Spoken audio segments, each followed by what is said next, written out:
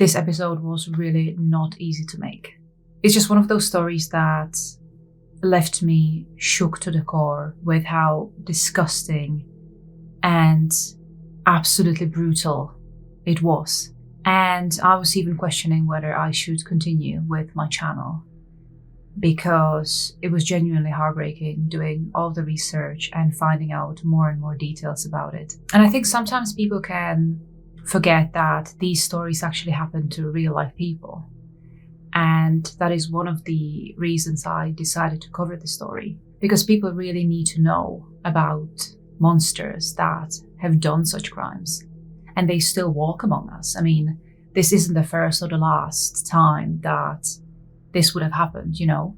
And personally, as a woman, and you'll know very soon what I mean by that, it is really harrowing to think that there is another human being out there, and not just one, that thought that, oh, it's absolutely okay to do this.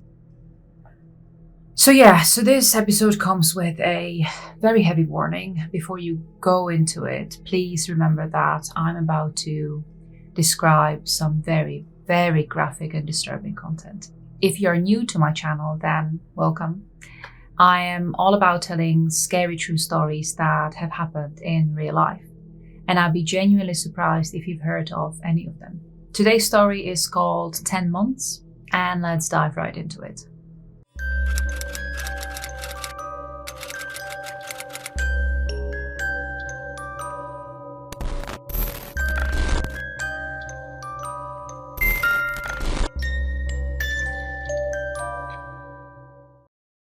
It was early June in 1987, and in a small village of Devinská Nová Ves, which was near Bratislava in Czechoslovakia, a middle-aged high school teacher, whom we will call Mia, was just getting ready for another day at work.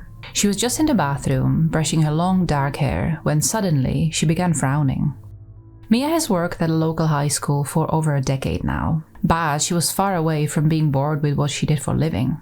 In fact, she actually loved her job, especially all the kids that she got to know over the years. It was really bringing her a lot of joy, but also accomplishment. Mia has always lived in this village, and so she was really happy that she found her so-called calling very early on in her life. When Mia was still in school herself, a lot of her peers didn't really know where they belonged or had really no idea what they could do one day. But this wasn't true for Mia. As she was going through school herself, she found a lot of respect and love for some of her teachers.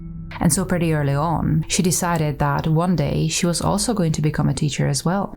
And so about 10 years later, Mia received her degree that would allow her to apply for teaching jobs. And she immediately did that.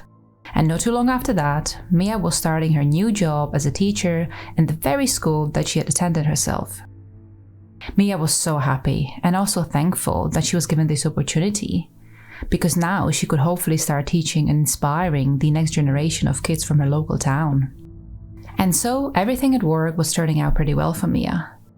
She became very liked by just about everyone, and it looked like a lot of her students started looking up to her, which made Mia very happy. Her private life, though, that was a slightly different story.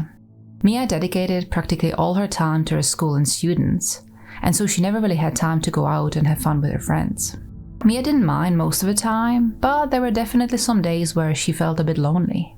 It seemed that by now, the majority of her friends have settled down and started families of their own, whereas Mia, now age 39, felt like she sort of missed out on that. And so recently, she decided that she would make the effort and go out more often. And at first, Mia was having a great time. She was meeting lots and lots of new people, and sometimes she would even end up partying with them for days. Mia also started having new relationships with some of the men she was meeting, but nothing ever turned out to be serious enough that Mia would actually consider herself being in a committed relationship.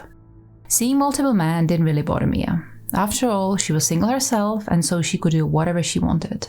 But equally, you've got to remember that this was 1997, and so not everyone shared the same opinion about Mia's private life. Not that it was anyone's business, but soon the town was being filled with stories about Mia and how promiscuous she was behaving. Nobody really understood how a middle-aged school teacher could be behaving like this, especially since those people had known Mia since she was a small child, and none of this was making really any sense to them. But to Mia, those stories didn't actually matter that much, They were nothing but ugly rumors, and most of them were completely blown out of proportions and were absolutely not factual. For example, last week, Mia heard that allegedly she had attended an orgy and ended up having sex with at least 5 guys. Mia tried paying no attention to these rumors. After all, she had a great job that she loved, and now she had also a few more friends in her circle that she could call upon whenever she wanted to have a good time. In Mia's books, none of this was wrong, as everybody involved was very clear about the whole situation, and so Mia had no reason to put a stop to anything she was doing.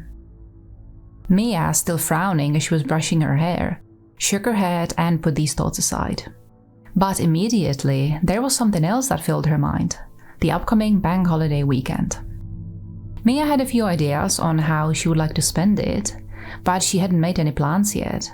And so Mia decided that once she was off work that day, she would make a few phone calls and arrange something for the weekend that was only a few days away now. This put Mia in a better mood. And so, now finished getting ready, Mia grabbed her purse and keys and walked out of her small 2-bedroom apartment. Just under a week later, a phone started ringing in a small local police station. It was answered by a dispatcher, and at first, they couldn't really understand what the person on the other side was saying to them. The person was shouting, and so the dispatcher asked them to slow down and repeat what they were saying. And so the person took a deep breath and repeated themselves. They found a woman lying naked at the base of their trailer home. She appeared to be covered in blood and not moving. The dispatcher asked what the address was and immediately sent an ambulance and a police car over there to check it out. The ambulance would only take a few minutes to arrive.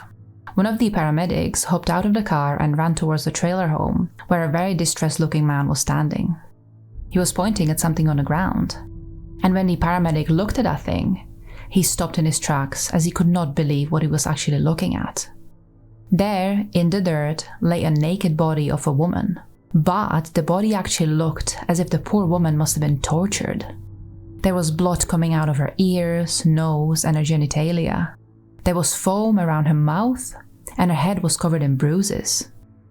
The paramedic had never seen anything as horrific as this. He didn't even want to think what this poor woman must have gone through, so he tried staying calm and crouched next to the woman as he was trying to find a pulse. But he soon realized that there was none. The woman had already been deceased. The police car would arrive about 10 minutes later. 2 officers stepped outside of the car and immediately rushed over to the paramedic, who gave them a rundown of what he had learned so far.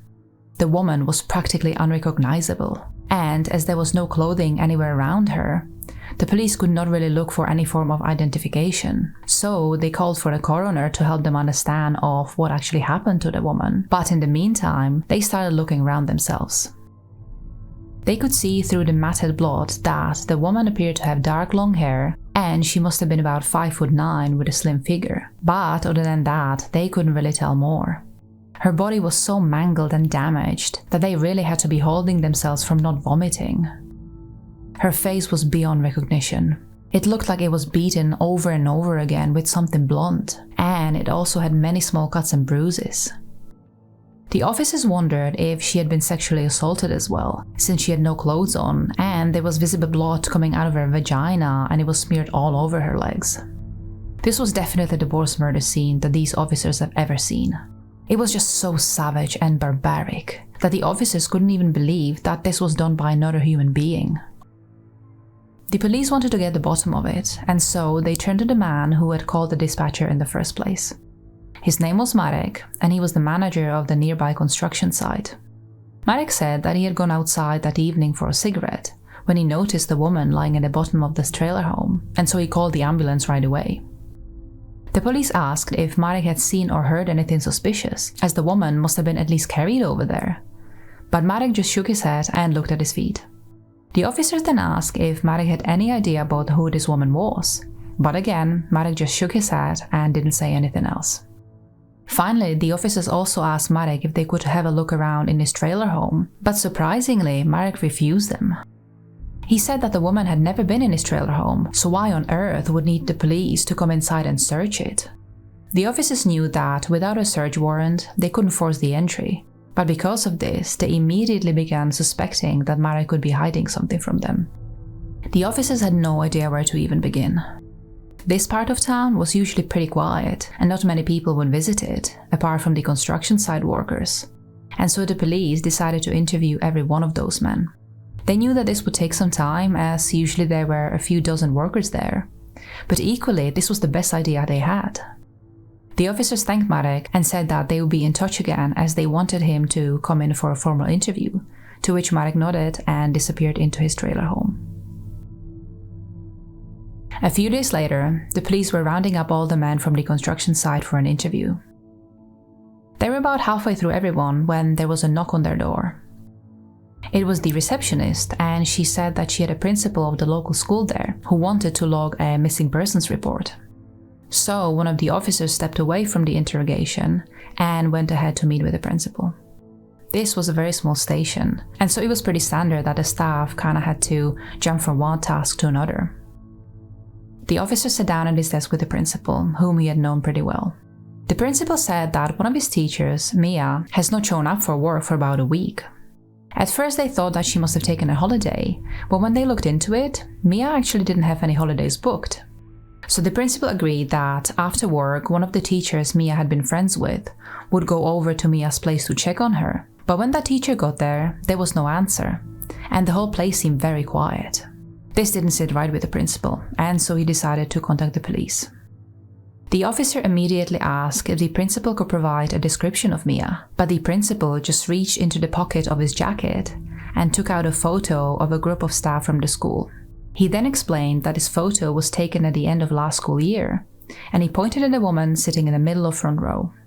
"That's Mia right there," said the principal. And all of a sudden, the police officer had a pretty good idea of who the unknown woman found at the bottom of the stairs of the trailer home was. The murder was actually kept quiet from the press, and so the principal had not really heard about it at all. The police wanted to keep it away from the public for a little longer, at least until they interviewed all the construction workers, or until they knew who the victim was. So the officer thanked the principal and said that he would let him know when they made any progress on this.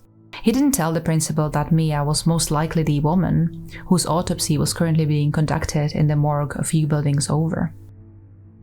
When the officer rejoined his colleague in the interrogation room, another construction worker was just on his way out. The officer was then just in the middle of explaining to his colleague what he had learned from the principal, when a couple of more workers were ushered into the interrogation room.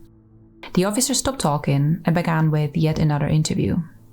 But very quickly, they both realized that this interview was taking a completely different route from the others they had done so far, and that these two men had actually a lot to say. And soon, the officers not only knew exactly who the murder victim was, but also how exactly she, Mia, had been killed. The following is a reconstruction of what happened to Mia on the night of her murder. The previous week, in the early evening hours of Wednesday, Mia got home from work. Suddenly, she remembered that she wanted to call a few friends to see if they could get together over that bank holiday weekend. And so she dialed up a number of a guy that she had met a few weeks earlier at a disco a town over. The two chatted for a bit, and Mia asked what the person was doing at the upcoming weekend. And when she learned that he was planning on a beer night with some poker on the side, she immediately asked if she could also join them, and the man agreed. So, on a Friday evening, Mia got ready and headed to the man's place. There, she was met with her friend and also two other guys who were all sipping on a beer and joking around. Mia hadn't met the other two men, but so far they seemed okay. And soon enough, the four would be drinking beers and laughing together. In fact, the four had so much fun that they stayed up all night and the following day, just drinking and fooling around. By the time the evening came, Mia, who was trying to space her beers out, was completely drunk and tired. She was having a great time, but equally, she was on the verge of passing out. So she decided to say goodnight and head home. But as soon as she mentioned that she wanted to leave, the three guys said that she needed to stay for one more beer, as another friend of theirs really wanted to meet her and he was actually on his way over right now. Mia paused for a bit, but before she could say anything, the guys passed her another beer and made her drink it. Mia immediately felt sick, but before she could do anything else, everything around her went black and Mia collapsed onto the ground. The three men didn't even wince at Mia passing out and continued drinking some more when suddenly the front door swung open and another man stepped inside. He looked at Mia lying on the floor and smirked at the three men. The fourth man grabbed a beer and with 3 big gulps he emptied the bottle. And then he stepped over Mia and suddenly he felt this urge to have sex with her. But he quickly realized that she was still passed out. And so, instead of trying to help her, he decided to have a seriously messed up way with her. The man undressed Mia and then grabbed a broom and applied some Vaseline to the end of it and then started inserting this to Mia's genitalia over and over again. But Mia was still unconscious, and so the fourth man felt like she couldn't feel anything, and so he ordered the 3 other men to grab Mia and carry her outside. There, the fourth man fetched a hose, jammed it into Mia's now bleeding genitalia, and turned the water on. When even this didn't wake Mia up, the guys dragged Mia's body back inside where the fourth man tried having sex with her again. But Mia was now bleeding so badly that the man just let her fall to the ground and with his fists started beating her face uncontrollably. The man also ordered the 3 other men to do the same, but Mia remained unconscious. This would go on for several minutes until it was very clear that Mia was not going to wake up again. The man stopped beating her lifeless body and decided to call an ambulance. But before they did that, they carried Mia's body outside of the trailer home and dumped her at the bottom of the stairs. Then the fourth man, Marek, ordered the 3 men who were all his colleagues from the construction site to get out of there and not to tell anyone a single word about what happened that night. Marek then cleaned himself and the trailer home so that there wouldn't be any visible blood for when the ambulance arrived, and then called for the dispatcher to report a strange naked body of a woman lying at his property. The 2 out of the 3 men decided to come clean during their interview and would of course rat Marek out. And when the police would bring Marek in for questioning, he was at first repeating that he had nothing to do with the murder. But when he learned that the police would now search his home and also that the 2 other witnesses confirmed what the 4 men had done, he eventually confessed to everything. But the biggest and most infuriating twist of the story is the fact that when the coroner conducted Mia's autopsy, he did confirm that she had suffered internal bleeding to her head and genitalia and that her cervix had been completely torn apart. But the ultimate cause of death wasn't any of the brutal beating or rape, but that Mia had actually died of alcohol poisoning. And so, with all of this in mind, the court actually decided to sentence Marek for the bodily harm to only 10 measly months behind bars. And so this is the end of today's story. I think now you can understand why I was so hesitant to cover something like this on my channel. But equally, I don't want to be not covering stories like these, because they need to be told. There are crimes committed against women every single day, even these days. We all know that from the news. And the sentence as well, just 10 months. I mean, the person is walking out there free. And so I would really love to know what you think of it. I will be back next week with a brand new episode. But in the meantime, you should really check out this story up here, because I guarantee you that you will find equally as disturbing. Until next time.